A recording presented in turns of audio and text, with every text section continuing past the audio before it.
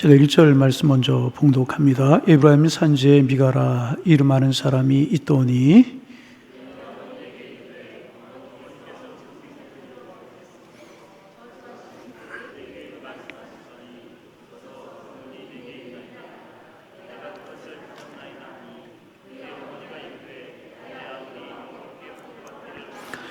제가 3절 말씀 봅니다. 미가가 은 1,100을 그의 어머니에게 도로 주매 그의 어머니가 이르되 내가 내 아들을 위하여 한 신상을 새기며 한 신상을 부어 만들기 위해 내 손에서 이 은을 여호와께 거룩히 드리노라. 그러므로 내가 이제 이 은을 내게 도로 주리라.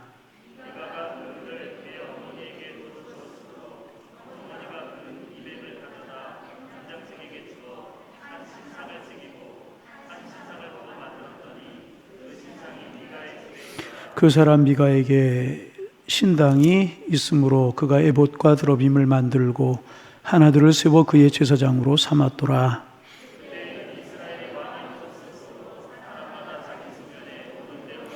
유다 가족에 속한 유다 베들레헴에 한 청년이 있었는데 그는 레위인으로 거기서 거류하였더라.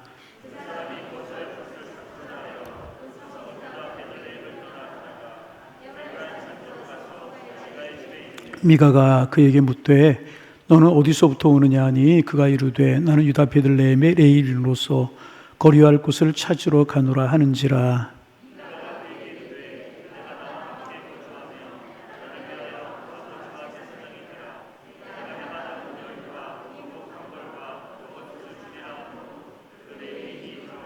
그 레위인이 그 사람과 함께 거주하기를 만족하게 생각하였으니 이는 그 청년이 미가의 아들 중 하나같이 됨이라.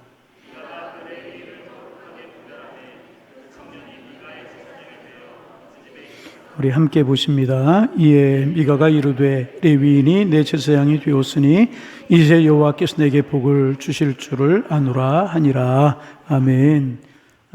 아무래도 우리가 광고 시간에 좀 얘기를 하려고 그랬는데 미리 얘기하는 게 좋을 것 같아요. 코로나와 관련된 기도 제목인데요. 우리 교회에서 이제 단독 선교사님은 이제 네팔의 나근찬 선교사님, 손미 선교사님 가정 파송을 했고, 나머지 선교사님들은 협력 선교사, 우리 교회가 단독이 아니라 여러 교회가 같이 파송한 그런 선교사님들인데, 그 중에 한 분이 카자흐스탄의 이제 방승수 선교사님이라고 하는 분이십니다. 작년에 고려인 아이들 한 30명 됐나요? 우리 교회 와서 주일 예배 함께 드리고, 우리 교우들의 집에서 홈스테이도 하고, 그런 거 여러분 기억나십니까? 그 선교사님이 이제 연락이 왔는데, 요즘 카자흐이 그 코로나가 하루에 2,000명씩 확진이 나오고 그렇다고 그래요. 전체 감염된 사람 7만 명을 넘어간다고 그러는데 소강이 됐다 다시 번졌다고 그래요. 그런데 이제 중앙아시아 선교회라고 하는 한국에 있는 단체에서 후원을 해가지고 아마도 그 선교 물품 같은 것을 가지고 어려운 분들을 돌보다 그랬나 봐요. 코로나가 감염이 됐어요, 선교사님이. 그런데 더 심각한 것은 뭐냐면 병원에서 환자들을 감당할 수가 없는 거예요. 병원에 입원할 수가 없고 치료를 받을 수가 없는 거예요. 그래서 가족들과 격리된 채 혼자서 선교센터에서 혼자 이제 오늘 문자에 의하면 사투를 벌이고 계신다. 약도 하나 쓰지 못하고 그냥 가지고 있는 그 해열제만 복용하면서 그 선교사님 보낸 카톡이 그렇게 되어 있어. 그분만 바라보고 오늘도 견디어 나갑니다. 그렇게 문자가 왔더라고요. 제가 또 영상통화를 좀 할까 하다가 조금 이제 신뢰가 될 것 같아가지고 이제 사투하는데 그럴 것 같아서 문자는 안 했는데, 그래서 이제 제가 문자를 보냈어요. 우리 교우들하고 중보기도 지침하고 기도 제목을 내놓고 기도해도 되겠습니까? 그랬더니 기도해달라고. 여러분 기도해 주시기를 바랍니다. 생각해 보세요. 이국 멀리 가가지고 코로나 감염이 됐는데 치료도 받지 못하고 가족들과 함께 있지도 못하고 혼자 선교센터에서 해열제 하나 먹어가면서 지금 사투를 벌이고 계십니다. 여러분 기도해 주시기를 바랍니다. 이게 지구촌, 그래도 우리나라는 좀 많이 괜찮은 것 같은데 참 심각한 문제다. 이럴 때 늘 반복하지만 좀 기도하는 일에 자꾸 열심을 품어주시기, 겁내지 말고 자꾸 두려워하지 말고 핑계거리 되면서 자꾸 예배, 기도 이런 데 자꾸 빠지려고 그러지 말고, 이럴 때 하나님의 사람들이 하나님의 마음에 합한 삶을 살아가는 거예요. 그러면 하나님께서 우리를 치유하실 뿐만 아니라 우리를 새롭게 하실 뿐만 아니라 우리의 주변을 새롭게 하시는 겁니다. 우리 기도하는 우리 교회가 되기를 소망합니다.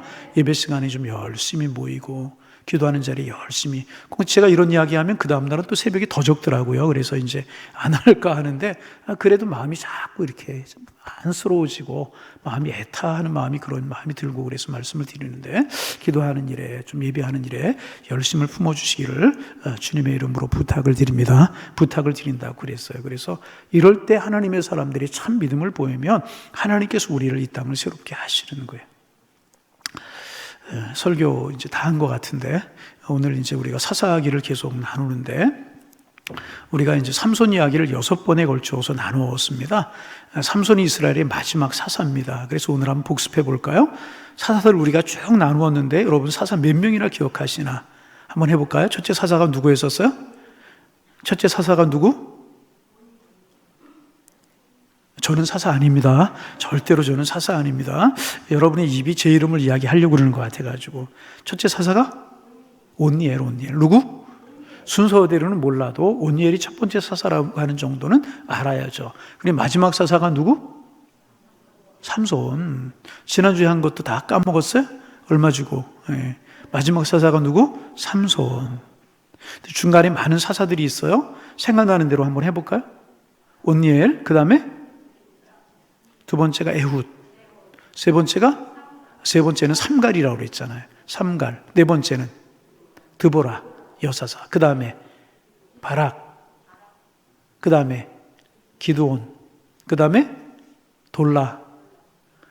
그런 사사도 있었나? 우리가 틀림없이 이야기했습니다. 그 다음에 야일. 그 다음에 입다, 입산, 엘론, 압돈, 마지막 사사 삼손. 큰 소리가 나왔어요. 한 번만 더. 이럴 때 한번 우리가 수예배 시간이 사사기 공부하는 시간이기 때문에 수예배 시간은 주로 성경을 강의하면서 공부하는 시간이니까 자유롭게 묻고 이렇게 우리가 이야기 좀 하자고요. 첫째가 누구? 또 금방 잊어버렸어요. 금방. 온니엘. 그 다음에 목사님 전화번호 보고 누르려면 안 돼요.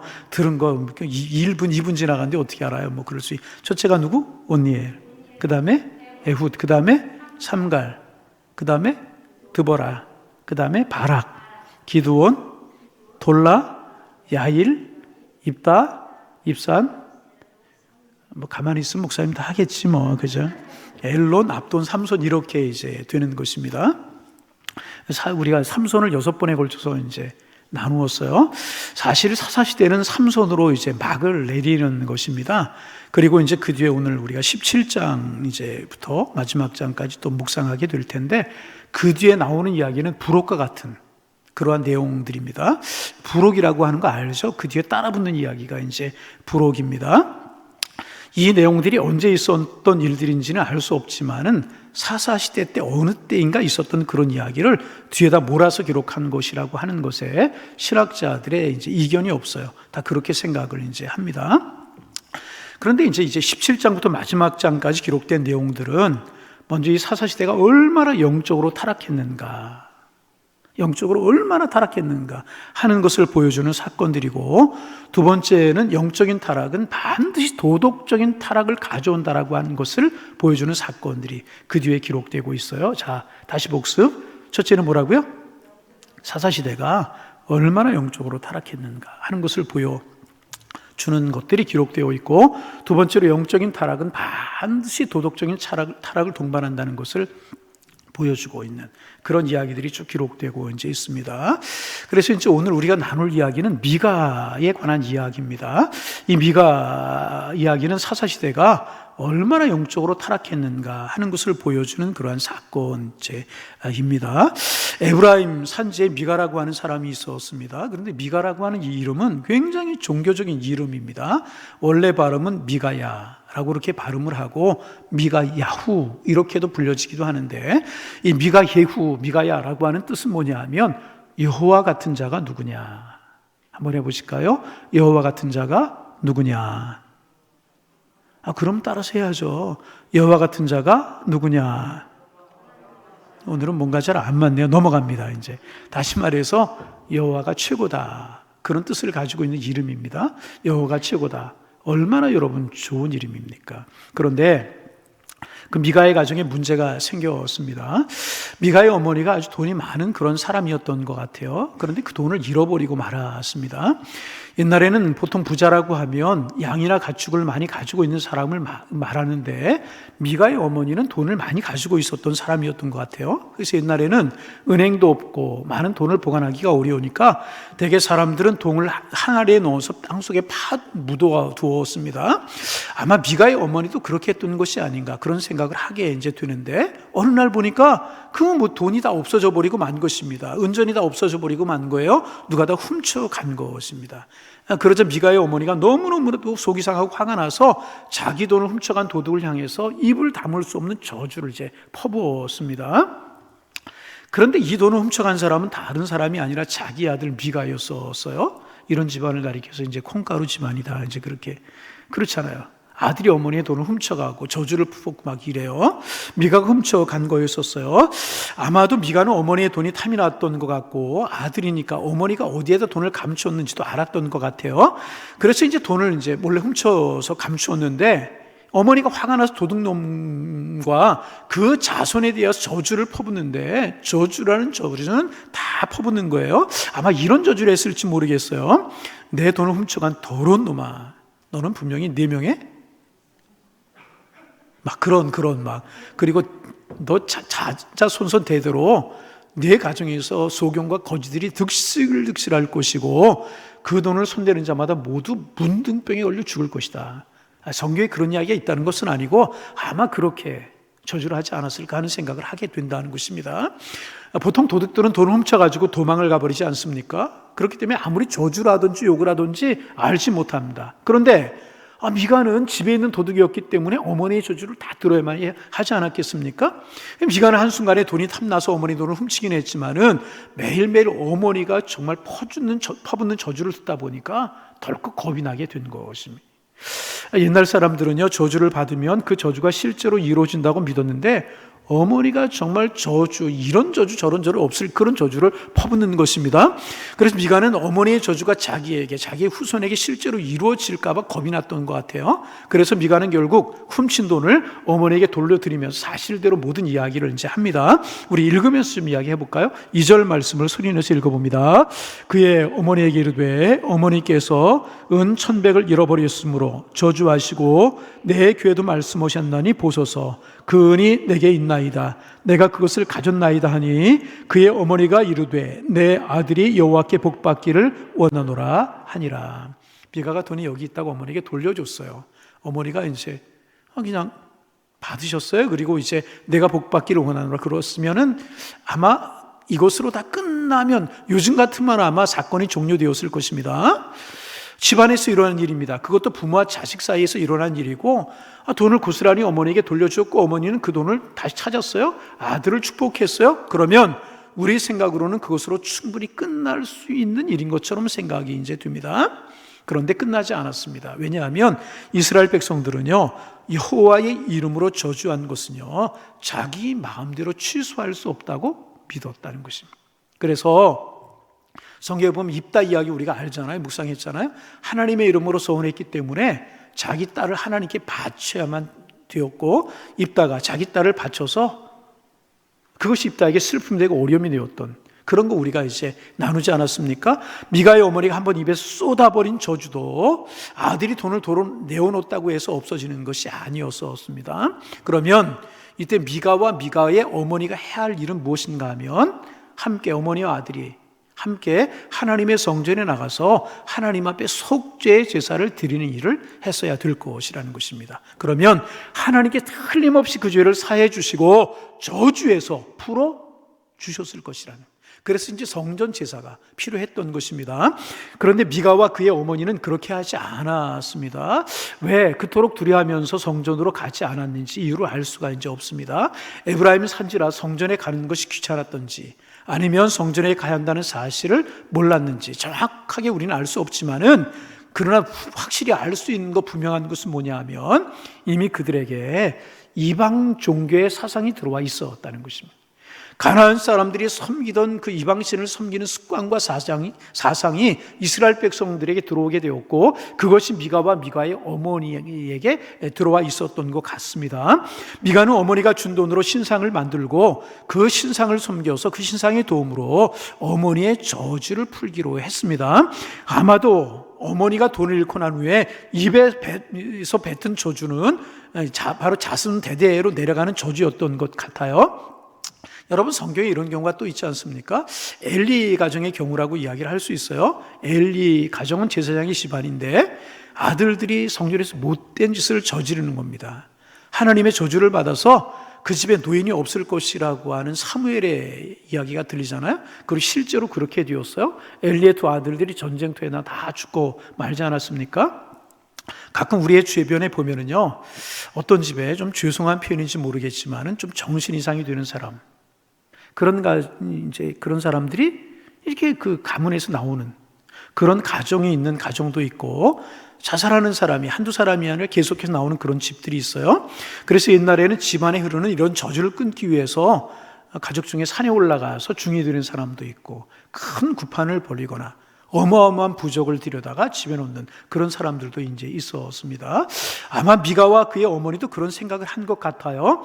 지금 아들의 도둑질과 어머니의 저주로 말미암아 집안이 망하게 되는 것입니다. 그런데 그 저주를 풀기 위해서는 그 저주가 붙은 돈으로 신상을 만들고 그 신상을 잘 섬기면 이 저주를 막을 수 있을 것이라고 생각을 했던 것 같아요.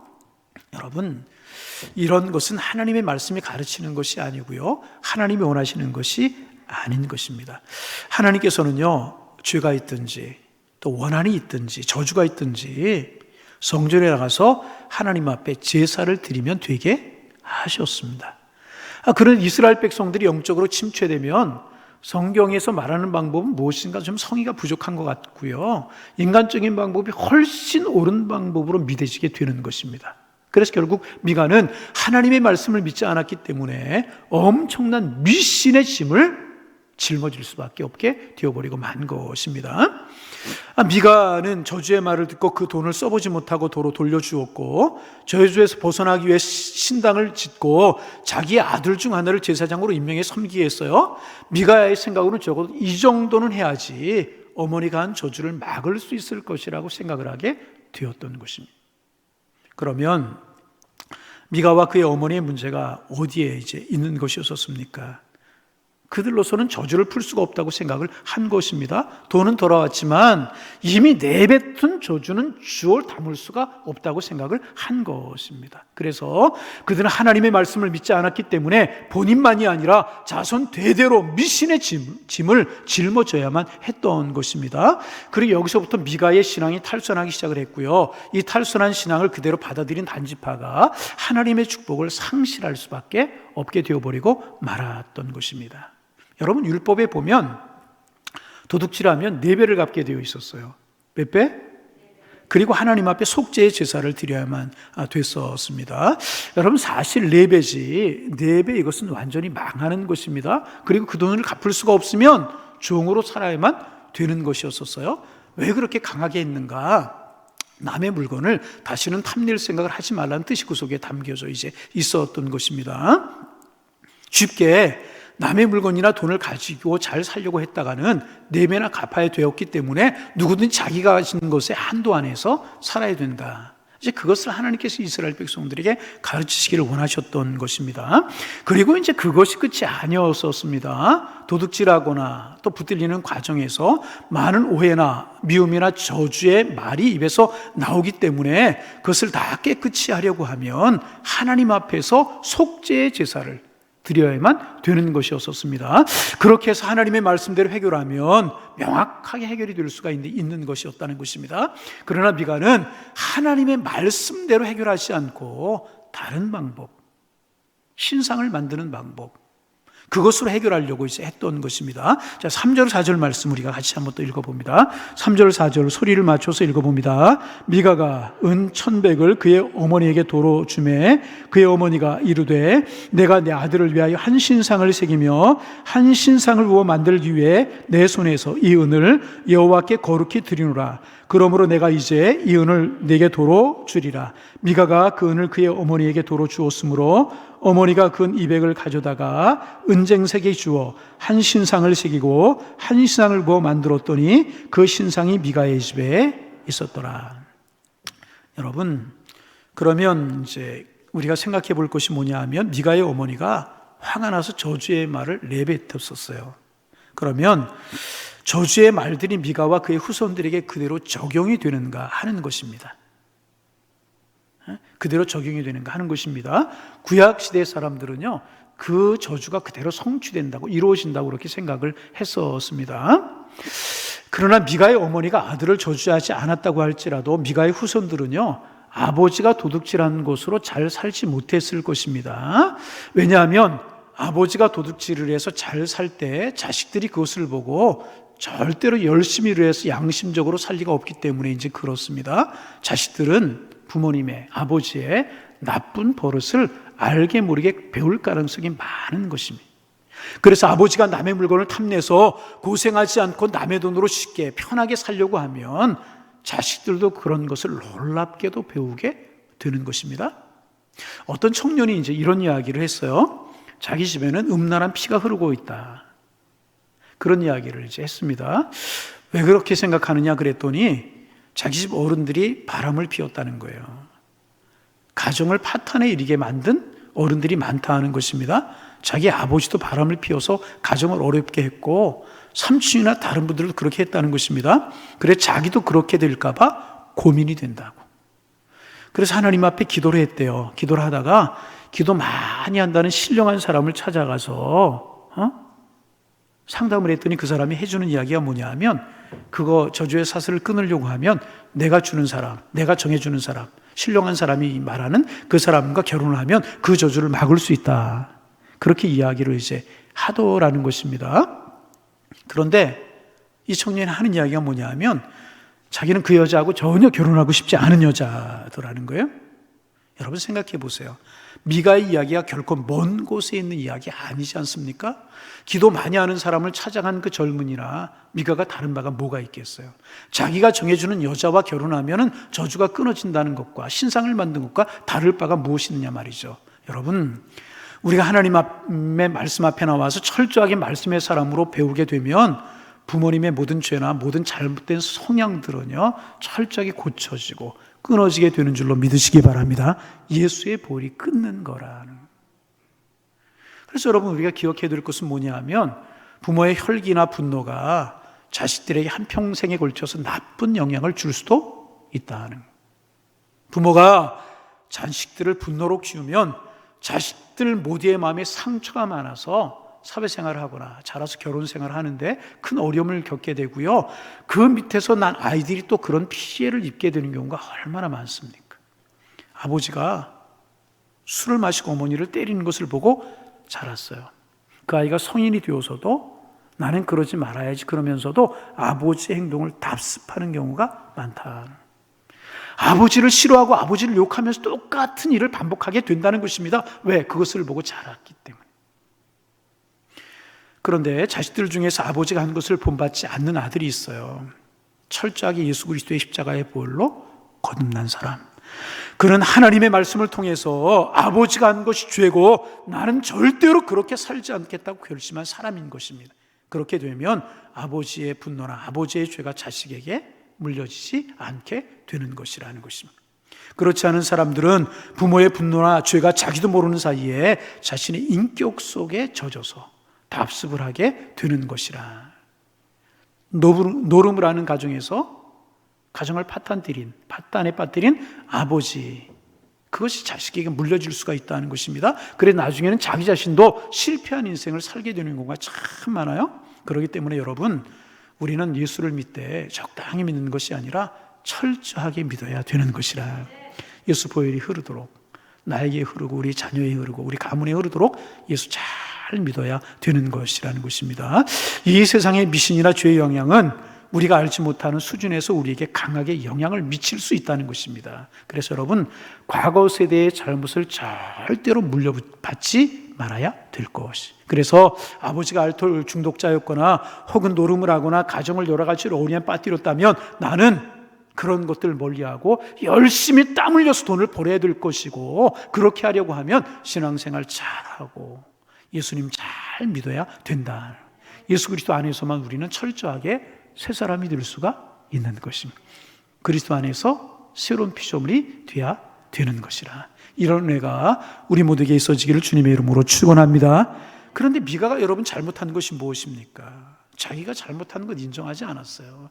하나님 앞에 나가서 회개하려고 하지 않았어요. 하나님 앞에서 이 문제를 해결하려고 하지 않았습니다. 오히려 신상을 만들어 놓고, 이 신상을, 금인지 은인지 모르겠지만 신상을 만들어 놓고 자기 자식을 제사장으로 세웠어요. 그러면 자기의 행위를 오히려 미화시키려고 했던 것이라. 잘못된 것이죠.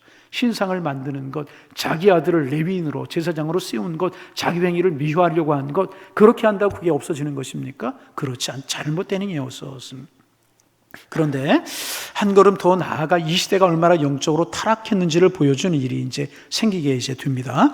8절 말씀 같이 한번 읽어보겠습니다. 8절입니다. 그 사람이 거주할 곳을 찾고자 하여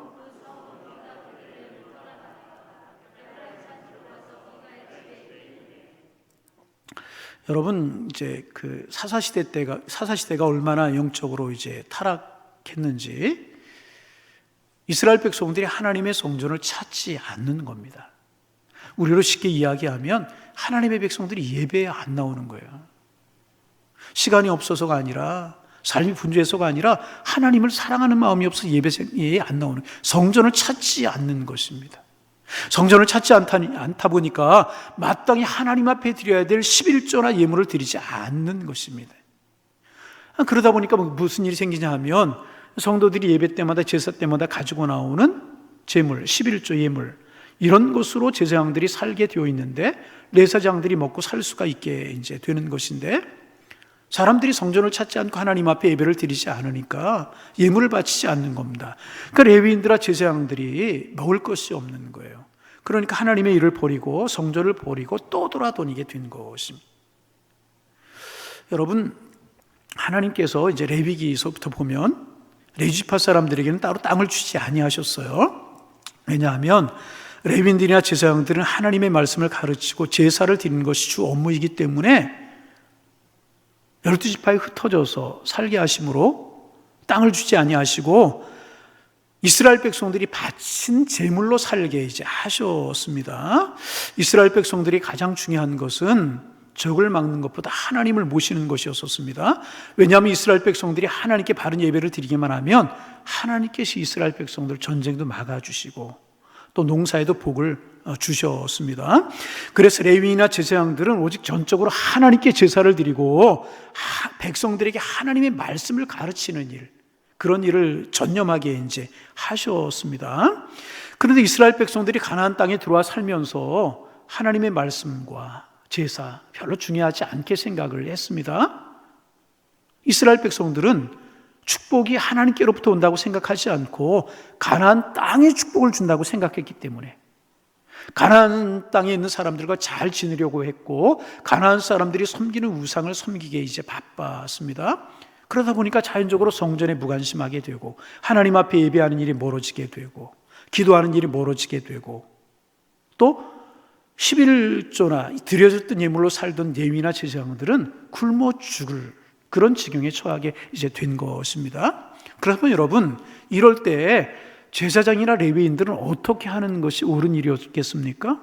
어떻게 하는 것이 이와 같은 때 제사장이 레위인들이 마땅히 해야 되는 일이었겠습니까? 그들은요, 하나님의 말씀으로 살게 되었기 때문에 굶어 죽을 각오를 하고 더 모여서 이민족의 죄를 품고 하나님 앞에 기도하고 하나님 앞에 회개하고 더 예배하고 그랬어야만 되는 것인데, 그렇게 했다라고 하면 하나님께 결코 레위인들아 제사장들 굶어 죽지 않게 하셨을 것이라는. 여러분, 하나님의 사람들이 하나님을 찾는데 하나님께서 왜 버리시겠습니까? 여러분, 그렇잖아요. 그리고 나서 목숨을 걸고 백성들을 찾아가서 하나님 앞에 예배하고 하나님의 성전을 찾지 않고 하나님 앞에 기도하지 않는 백성들을 찾아가서 생명을 걸고 하나님의 말씀을 가르치는 거예요. 처음에 조롱하고 핍박하는 사람들이 있지 않았겠습니까? 그리고 그 중에서 계속해서 말씀을 가르치고 전하다 보면 한두 사람이 하나님의 말씀을 듣고 변화되는 사람이 생기기 시작하게 될 것이고, 또 그런 사람들이 하나씩 모여서 기도하게 되면 그 가운데서 부흥이 일어나게 될 것이라. 여러분 그렇지 않습니까? 이럴 때 하나님의 사람들이 모여서 회개하고 기도하는 것. 그러면 하나님께 제사장들 레위인들 굶어 죽게 하시겠어요? 또 백성들을 찾아가서 하나님의 말씀을 전하면 틀림없이 하나님의 말씀은 생명이기 때문에, 능력이기 때문에 변하는 사람들이 생기게 되었을 것이라.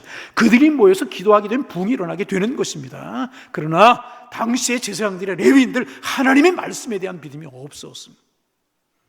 그래 결국 하나님의 말씀을 버리고 사명자리를 버리고 성전을 버리고 무엇을 먹고 살 수 있는 그런 길만 있다고 하면 먹고 살 수 있는 길을 찾아서 다 헤매고 돌아다녀 버리고 말았다는 것입니다.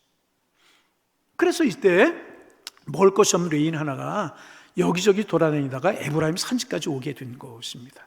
여러분, 그러니 여러분 얼마나 이때가 영적으로 타락했는지 알 수 있잖아요. 사람들이 성전을 찾지 않는 거예요. 하나님을 찾지 않는 거예요. 예배드리지 않는 거예요. 기도하지 않는 거예요. 살 수가 없는 거예요. 제사장들과 레위인들이. 그래서 먹을 것을 찾아 돌아다니던 레위인 하나가 여기저기 그냥 떠들고 돌아다니다가 에브라임 산지까지 오게 되었고, 미가가 이 레위인 제사장을 이제 레위인을 만나게 이제 된 것입니다.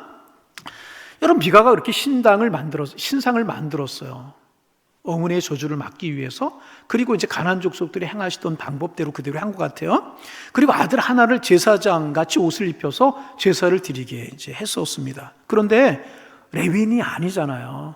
이스라엘 백성이었기 때문에 제사는 레위인이, 하나님 섬기는 일은 레위인이 한다는 사실을 미가가 알고 있었잖아요. 그런데 제사장이 아니었기 때문에 늘 마음에 부담이 이제 있었다는 것입니다.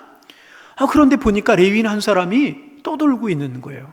만나보니까 먹을 것이 없어서, 먹고 살 것이 없어서 헤매다가 여기까지 왔다고, 에브라임 골짜기까지 찾아왔다고 이야기를 이제 하는 것입니다. 미가가 정식 레위인을, 이 제사장을 자기 집의 제사장으로 세우면 자기 집에 있는 신당의 위상이 엄청나게 달라질 것이라고 생각을 하게 된 것입니다. 지금까지 사람들은 아무리 신당이라고 하지만은 미가의 아들이 제사장으로 일했기 때문에 그 권위나 신통력을 인정해 주지 않았을 것이라는 것입니다. 그런데 이 정식 레위인을 제사장으로 세우면 이 신당이 유명하게 될 것이고, 또 이 레위인이 자기 아들 또래밖에 되지 않았기 때문에 얼마든지 자기의 마음대로 주장할 수 있다고 생각을 하게 되었고, 거기에다 하나님께서도 정식 레위인을 제사장으로 세우면 하나님께서 복을 줄 것이다. 그렇게 미가가 생각을 이제 한 것이라고 하는 것입니다. 그래서 미가는요, 오갈 데 없는 이 레위인에게 1년 연봉으로 은 10개와 옷 한 벌과 식물을 줄 테니까 나와 함께 살면서 제사장을 해주겠느냐고 제안을 이제 합니다. 여러분, 먹고 살 것이 없어 떠도는데 은 10개를 주겠다고 그래요. 먹을 양식을 주겠다고 그래요. 옷을 주겠다고 그래요. 그런 여러분, 얼마나 이 레위인의 입장에서 보면 좋은 제안입니까? 승낙하게 되었고, 레위인은요 미가의 집 제사장으로 고용이 되게 이제 되는 것입니다. 여러분 12절 13절을 같이 한번 읽어봅니다. 12절 13절 읽어봅니다. 미가가 그 레위인을 거룩하게 구별하며 그 청년이 미가의 제사장이 되어 그 집에 있었더라. 이에 미가가 이르되 레위인이 내 제사장이 되었으니 이제 여호와께 내게 복을 주실 줄을 아노라. 여러분, 레위인은요 하나님께 속한 사람이에요. 아멘.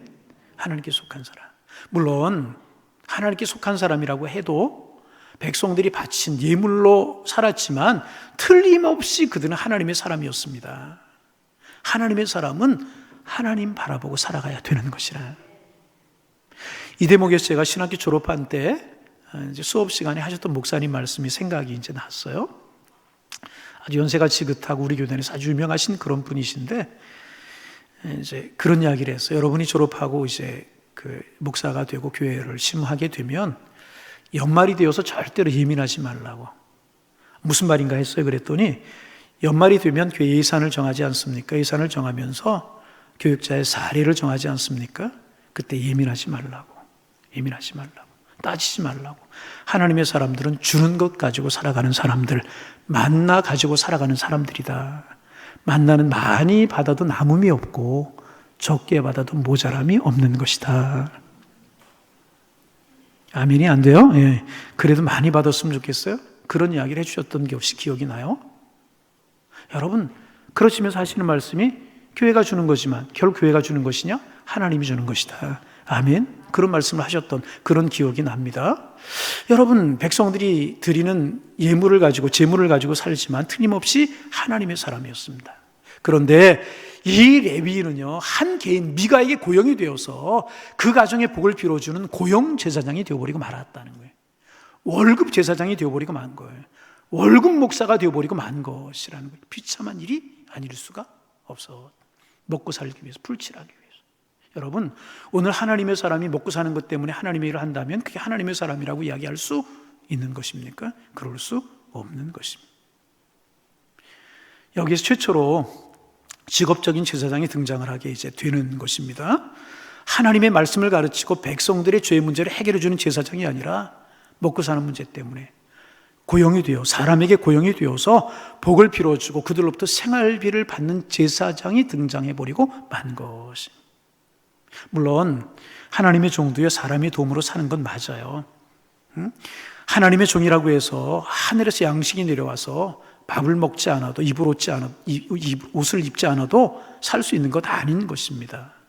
그러나 여러분, 하나님의 종의 소속은요 어디까지나 하늘이고요 하나님인 줄로 믿습니다. 그러므로 하나님의 종은요 결코 사람에게 고용되어서 그들이 듣기를 원하는 소리, 좋아하는 소리 그런 것만 해주는 사람이 되어서는 안 될 것이라. 여러분, 저를 비롯한 우리 교회 교육자들이 하나님을 바라보고 살아가는 하나님의 종들이 되기 위해서 기도해 주기를 바랍니다. 그렇게 될 수 있어요. 이 레위인이 하나님께 대한 믿음이 있었다면 하나님만을 의지하고 하나님만을 바라보았어야 될 것이라. 베들레헴이 그의 자리였었다면 굶든지 빌어먹든지 하나님이 보내심을 받고 하나님께서 세우신 그 자리에서 떠나서는 안 되는 것이었다. 하나님이 주시면 먹고 없으면 굶고, 이것이 하나님의 사랑. 먹고 살 길을 찾아서 여기저기 방황이고 결국 미가의 돈에 걸려서 돈을 위한 제사장이 되어버리고 만 것이라. 영적으로 보면은요 창녀와 같은 것입니다. 돈 받고 진리를 팔아버리고 자기의 사명을 팔아버리고 만 것. 결국 이 레위는 돈을 받고 미가의 이단 종교를 그럴듯한 하나님의 종교로 보이게 만들어버리고 말았다. 엄청난 죄를 저지르고 그 결과 단지파는 이 거짓된 신앙을 그대로 흡수하게 되었어요. 그래서 단지파가 타락을 해버리고 말게 되고, 미가의 집에 있는 레위인은 일단 생활은 안정이 되어 있을지 모르지만은 그러니까 자기가 얼마나 많은 사람을 지옥으로 가게 하는 일꾼으로 사용이 되었는지, 그렇게 사용이 되어버리고 만 것이라. 레위인이었다면, 정말 하나님의 사람이었다라고 하면 미가의 신당을 부숴버렸어야죠. 이거 하나님 원하시는 일이 아닙니다. 신상을 부숴버리고 산당을 부숴버리고 하나님 기뻐하는 일 아닙니다. 그랬어야 하나님의 사람 아니었겠어요. 그리고 그들이 주는 은, 옷, 먹을 것 이런 것 대신에 하나님의 사람들이 하나님 앞에 드리는 예물을 가지고 하나님 주시는 것 가지고 나는 살아가겠습니까? 그랬어야 마땅히 하나님의 사람 아니었겠습니까?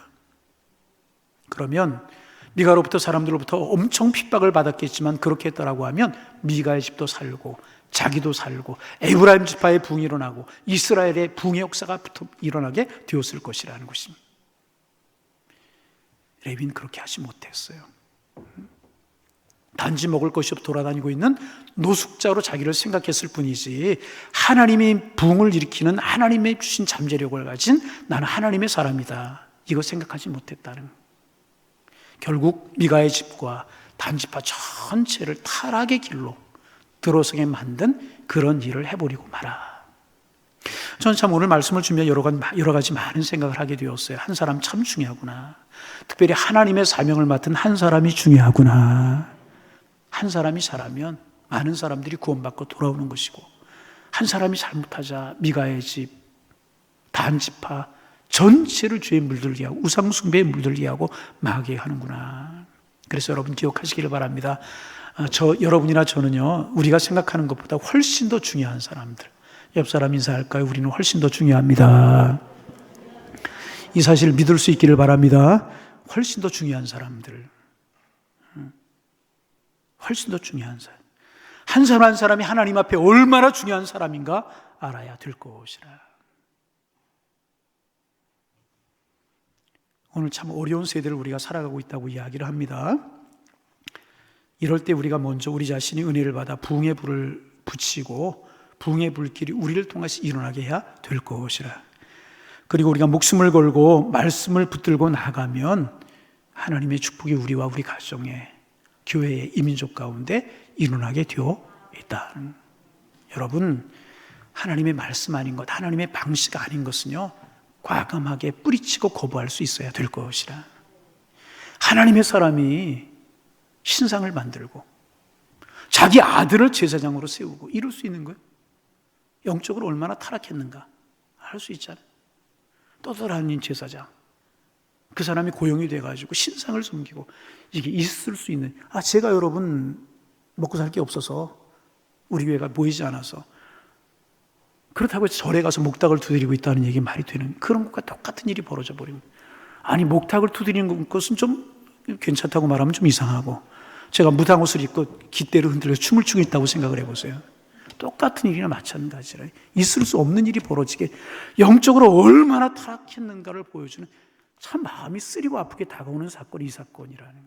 여러분, 어떤 일이 있어도 하나님만, 하나님의 말씀만 붙드는 우리가 되기를 소망합니다. 미신적인 것들 우리 다 떨쳐버릴 수 있어야, 그래야 사슬이, 죄의 사슬이, 저주의 사슬이 끊어지게 되고 하나님의 축복이 우리에게 흘러넘치게 되고 우리 자녀들에게 흘러넘치게 되게 된다. 우리 다음 시간에 묵상하게 되겠지만은 이렇게 영적으로 타락해서 이 시대가, 그래서 어떤 일이 벌어지게 되냐 하면 도덕적인 타락이 벌어져서요, 있을 수 없는 일들이 이런 시대 때 벌어지게, 우리가 다음 시간에 묵상을 하게 될 것이라는 것입니다. 여러분, 말씀을 마치려고 합니다. 힘들고 어려워도 우리 하나님만 붙들기를 소망합니다. 세상이라고 편의주의라고 어쩔 수 없다고 따라가지 말고 아닌 것도 아니었고 단호하게 우리의 믿음을 지켜가면 살 길은 하나님께로부터 오는 거예요. 하나님 우리의 길을 인도하시는 거예요. 우리를 축복하시는 거예요. 우리 자녀들을 책임져 주시고 우리 앞길을 인도하실 줄로 믿습니다. 오직 하나님만 붙들고 비신앙적인 것들을 물리치고 믿음의 길을 걸어가서 주님이 주신 축복으로만 살아갈 수 있는 우리 양일의 권속들이 다 되실 수 있기를 주님의 이름으로 축원합니다. 축원합니다. 오늘 시간이 좀 지났습니다.